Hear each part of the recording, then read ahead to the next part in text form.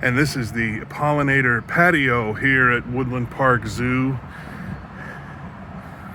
We'll talk with the resident expert, Erin Sullivan, here in just a moment, and she'll tell you about the importance of having all of these flowering, nectaring plants, because they're critical in order to help all of our local pollinators do what they need to do. And in fact, I can see a couple floating around right here.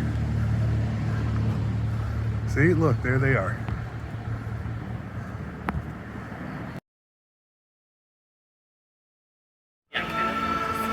We're at Woodland Park Zoo with Erin Sullivan, who's a resident expert here on pollinators. And Erin, before we met, I was told that not only are you an expert, but you can tell us about some of the current concerns with our pollinating species in the world. Totally. Sorry, I'm distracted by a butterfly. Easy to do. Yeah, there's really, our pollinators are in big trouble, and a lot of people know that from honeybees. So a lot of people are very familiar with the plight of the honeybees and that honeybees need people's help. But there's a lot of local native pollinators that also need our help, and it's something that everybody can help with, like learning what pollinators are in your backyard, and then thinking about them as animals and what they need to be successful, which is basically food, water, and shelter. And then take a critical look at your backyard or your space and see what you can do to help in those three areas. Usually it just means planting some very colorful, like fragrant flowers that will be a nectar source, a food source for these local pollinators. And doing that alone is going to make a huge impact. So what kind of species locally are we talking about? What do you know about them? We have mason bees here, we have leafcutter bees here, we have hoverflies, which are a type of fly that are also a great pollinator, which are also called syrphid flies. Are the ones that do this, that look like they're just hanging out in your garden, hovering. So those are the ones that you're going to most commonly see in your backyard, some butterflies, and they all just really need us to be thoughtful about not using pesticides, to ask the right questions when we go to our local nursery. It's great if you're inspired by coming to an exhibit like this, a butterfly exhibit or something like that. But when you go to the local nursery, ask questions. Ask, like, do you guys use pesticides on your plants? Have these been treated with any pesticides? Just so that you understand what you're actually planting. You would hate to try to be doing a good thing and then accidentally make the problem worse. So pesticides are a huge thing to educate yourself about.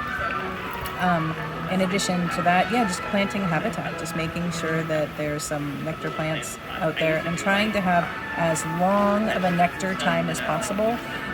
There's a big campaign right now to tell people to not mow their lawns, to let those dandelions pop up. Pollinators give you an excuse to be a lazy gardener. You can, not mow the lawn for a little while and then don't clean up the garden until we have a handful of days over 50 degrees, because there's a lot of animals that are spending the winter in your backyard in places where you might not think to look for them.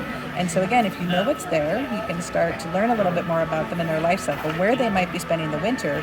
And then you can do that while you're kicking back, not watching your lawn, like not taking care of the lawn, and then not taking care of the garden until it gets warm enough in order for those pollinators to go off and do what they need to do. Well, and Washington State, of course, as you know, prides itself on its agricultural industry. Can you talk about the important job the pollinators do? I don't know that much about the agricultural impact of pollinators in Washington, but in general, pollinators are super important, and if they're not here doing their job, then what they do as pollinators is that they move the pollen around in order to get bigger, better fruit. So I always talk about raspberries. So like you can plant a raspberry, and if you don't have a bumblebee to pollinate it, you're going to have a tiny little sad raspberry. But if a bumblebee comes in there and just goes crazy and is pollinating like mad and then goes off to another flower and pollinates like mad, you're going to get a really big raspberry. And we all want bigger raspberries.